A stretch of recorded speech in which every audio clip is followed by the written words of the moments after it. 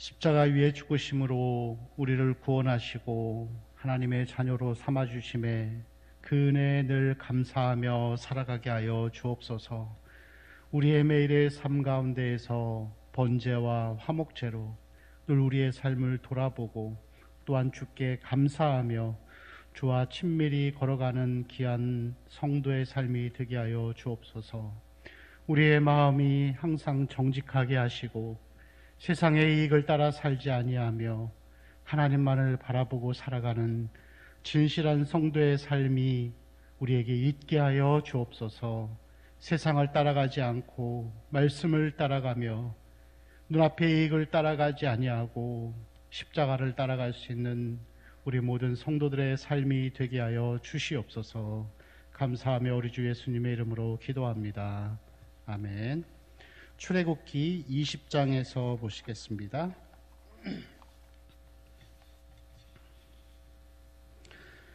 출애굽기 20장 18절에서 26절까지 우리 한 절씩 교독하겠습니다. 뭇 백성이 우레와 번개와 나팔 소리와 산의 연기를 본지라 그들이 볼 때 떨며 멀리 서서 모세에게 이르되 당신이 우리에게 말씀하소서 우리가 들으리이다. 하나님이 우리에게 말씀하시지 말게 하소서 우리가 죽을까 하나이다. 모세가 백성에게 이르되 두려워하지 말라. 하나님이 임하심은 너희를 시험하고 너희로 경외하여 범죄하지 않게 하려 하심이니라. 백성은 멀리 서 있고 모세는 하나님이 계신 흑암으로 가까이 가니라. 여호와께서 모세에게 이르시되 너는 이스라엘 자손에게 이같이 이르라. 내가 하늘로부터 너희에게 말하는 것을 너희 스스로 보았으니 너희는 나를 비겨서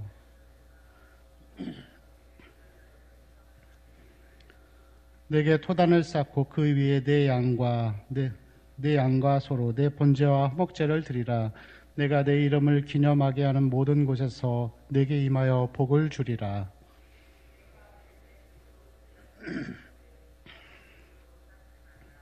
내가 정으로 그것을 쪼면 부정하게 함이니라. 함께 읽겠습니다. 너는 층계로 내 제단에 오르지 말라. 내 하체가 그 위에서 드러날까 함이니라. 아멘. 네, 출애굽기 20장 말씀 우리가 읽었던 지금 읽은 18절부터 26절이 나오기 전에 20장 1절부터 17절까지는 하나님이 모세에게 이 십계명을 말씀하시는 그런 내용입니다. 그리고 십계명을 말씀하고 난 이후에 이 하나님을 뵙게 되는 이 모세의 모습인데, 특별히 18절을 보면은 이 백성들이 우레와 번개와 나팔 소리와 산의 연기를 봤다 그랬습니다. 그래서 우레와 번개는 이 하나님의 어떤 거룩하심, 어미하심을 본 것이죠. 그리고 백성들은 두려워서 18절 끝부분에 보니까 그들이 볼 때 떨면서 멀리 서서 19절의 마지막 부분에 이렇게 기록되어 있습니다.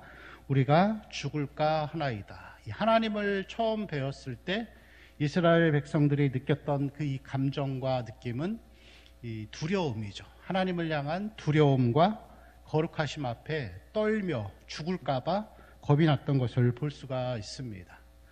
여러분, 우리가 하나님을 처음 봤을 때 우리는 하나님의 사랑보다 하나님의 거룩함을 먼저 보게 되어 있습니다.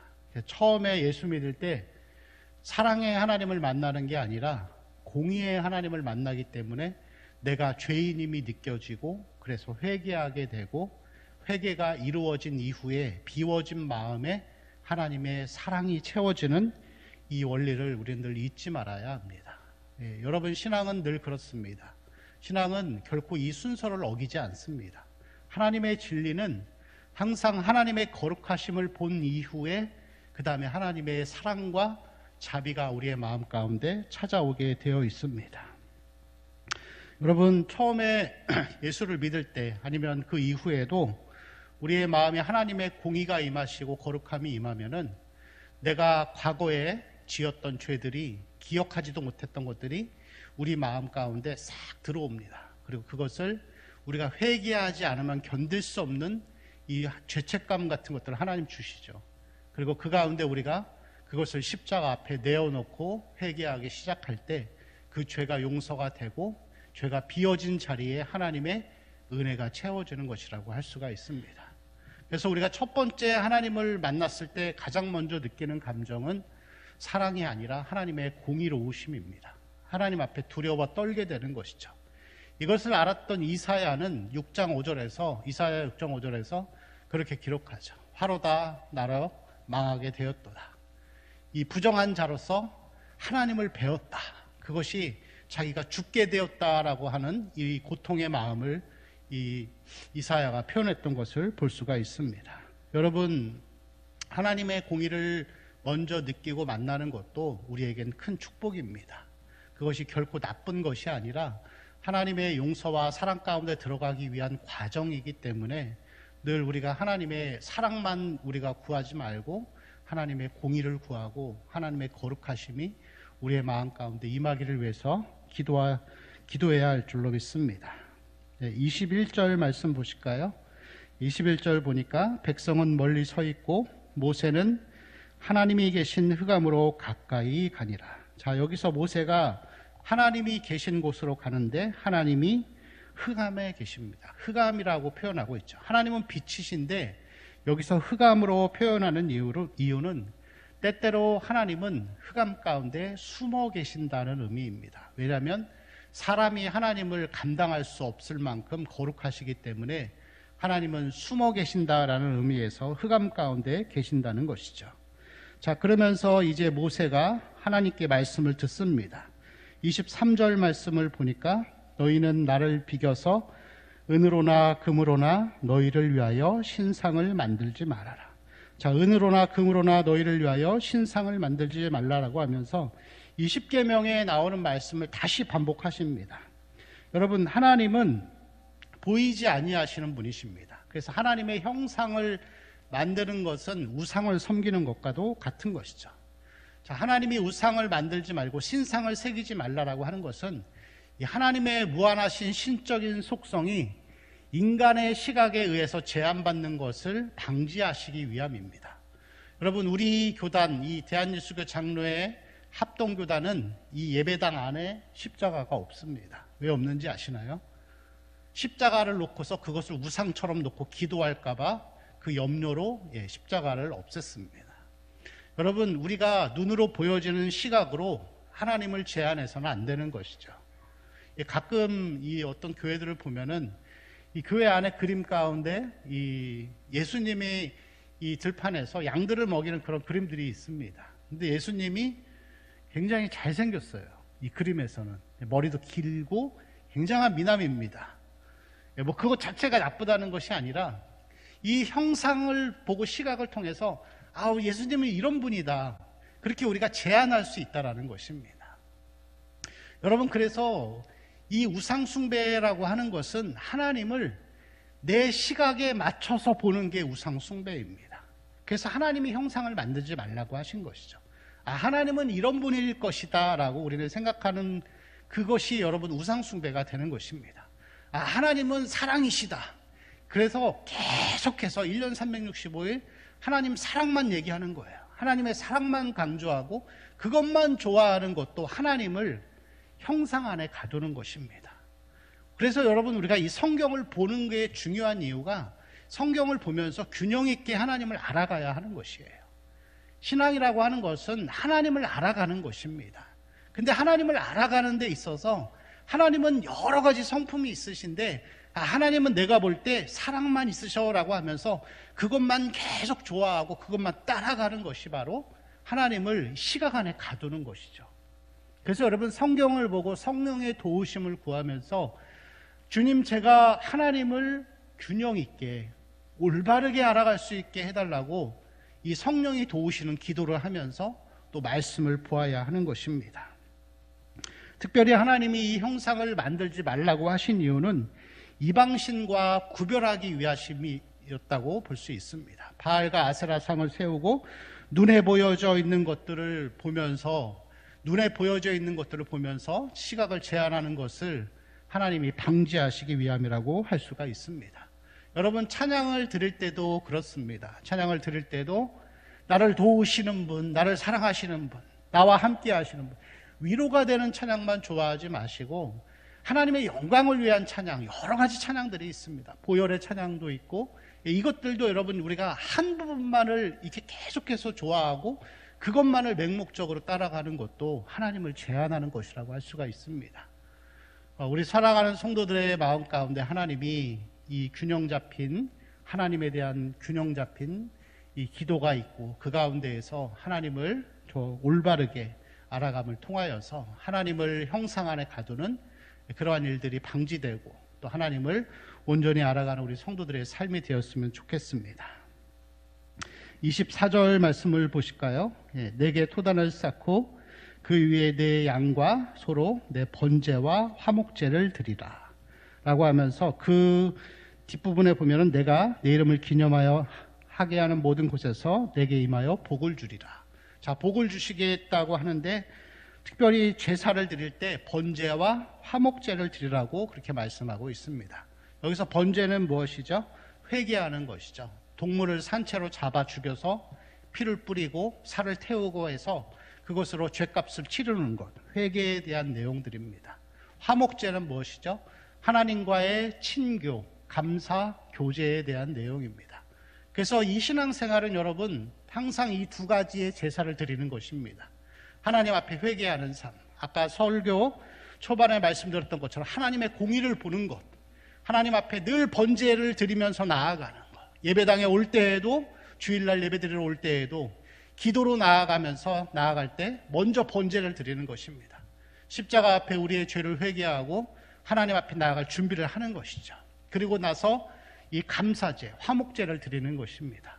그러면서 그 가운데 하나님과의 친교를 누리고 하나님의 사랑을 힘입어서 살아가는 삶, 그것이 우리의 이 신앙인의 자세라고 할 수가 있습니다.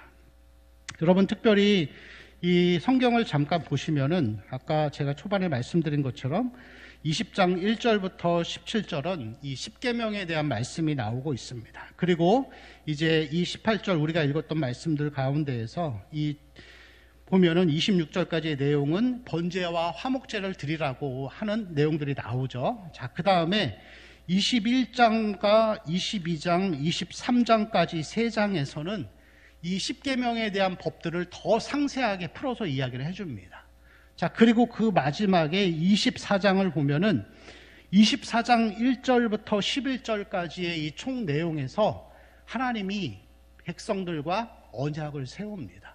십계명을 주시고 법들을 말씀하신 이후에 언약을 세우세요. 그리고 너희는 나의 언약 백성이다, 내가 언약으로 세운 자들이다 라고 하는데, 24장 5절 말씀을 보면은 거기에 다시 번제와 화목제가 나옵니다. 그래서 여러분이 성경의 총 문맥을 통해서 보면 뭐냐면은 하나님이 하나님이 구원하신 언약으로 세운 언약 백성들의 일상의 삶의 방식은 항상 번제와 화목제를 드리라고 하는 것입니다.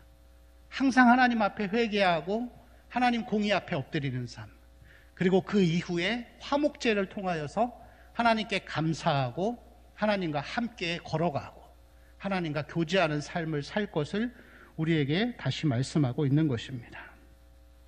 그래서 이 언약 백성들, 구원받은 자들이 늘 가지고 살아야 할 마음의 자세, 예배의 자세, 삶의 자세는 회개와 감사의 삶이라고 할 수가 있습니다.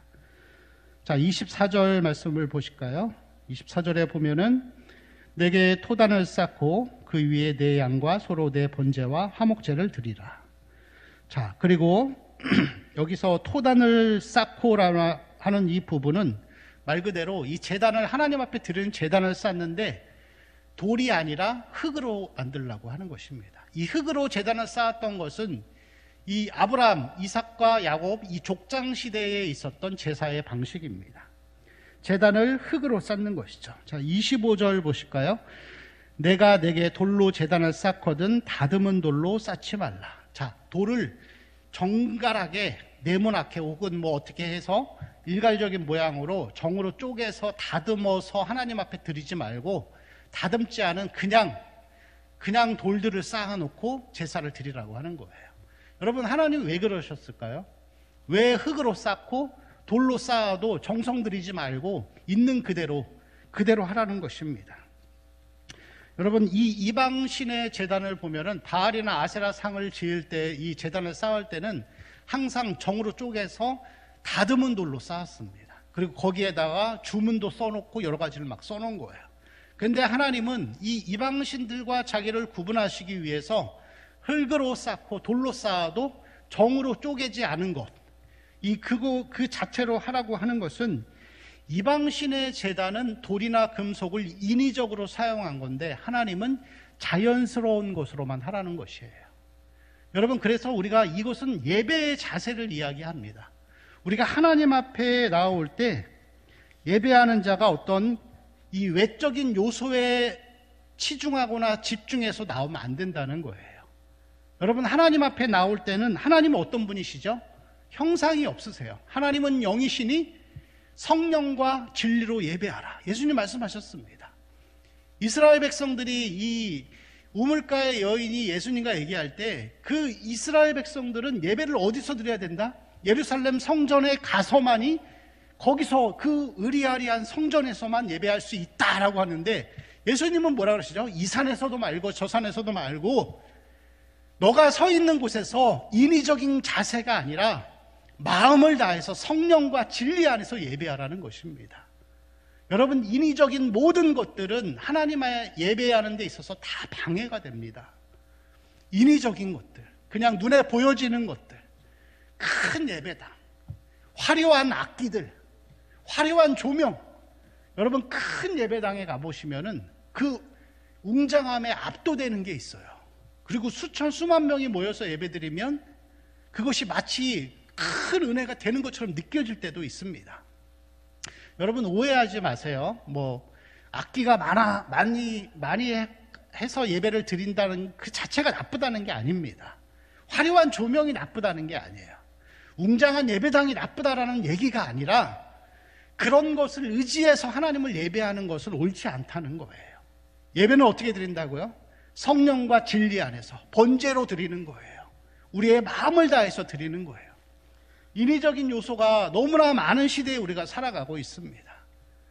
찬양을 드릴 때도, 지금 코로나라서 할 수 없지만 찬양을 드릴 때에도 이 노래 잘하는 사람, 성악을 전공한 사람을 돈 주고 불러오는 거예요. 물론 사례비를 주고 불러오는 것도 괜찮습니다. 그 자체를 제가 부정하는 게 아니에요. 근데 문제는 뭐죠? 노래를 잘하는 사람이 오는 거예요. 마음의 중심에 하나님을 향한 예배의 자세와 준비를 가진 자가 찬양을 드리러 오는 게 아니라, 노래 잘하는 사람이 와서 거듭나지도 않은지도 모르는 사람들이 성가대에서 합창을 하고, 그러한 노래 잘하니까 은혜롭다, 이게 문제라는 거예요. 그 다 인위적인 것들입니다. 그 자체가 나쁘지 않지만 그렇게 오더라도 마음의 자세가 이러한 자연적이고, 또 마음의 자세가 중심에 하나님 앞에 번제를 드리는 준비된 자세가 다 있어야 한다는 것이죠.